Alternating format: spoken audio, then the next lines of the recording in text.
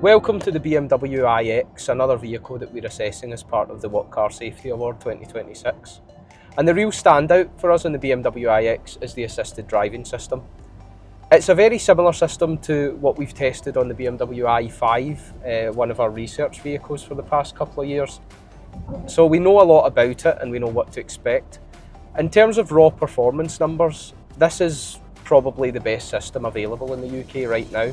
It has an extremely low false alert rate in terms of giving you unintended steering interventions.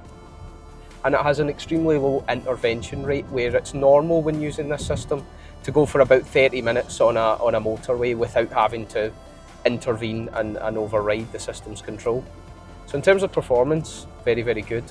But second to that is also a really important attribute that this system does very well, which is how collaborative the system is.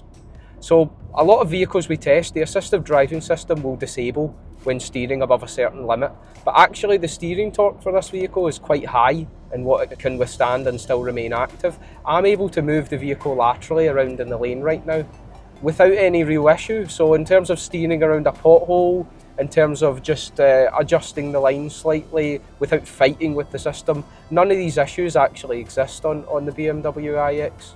Another real standout on the BMW system is the auto lane change function. The system continually scans the blind spots on both sides of the vehicle, and if free, you can actually initiate a lane change with a single press on the indicator stalk, just like that. The system is doing all the steering from one lane corridor to another, and you only have to keep your hands on the wheel through the manoeuvre. Auto lane change is implemented extremely well. It rejects the lane change whenever there's an object present, especially a fast-moving one. It doesn't allow lane changes over solid lines, and it's very, very reliable when used.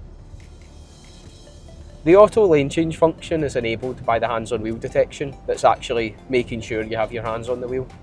This is required because the BMW doesn't have a hands-off system as of yet. But within that, the hands-on wheel detection itself is extremely robust. It does what it's supposed to do all the time, that is sounding a warning when you've had your hands off of the wheel for more than 5 seconds. And it has an extremely low false alert rate, often only giving you false alerts when you're touching the wheel with a single finger, for example, but even 2 fingers is enough to prevent false warnings on this system. Yeah, it's implemented very robustly, stops driver annoyance and allows you to get the full utility out of the system.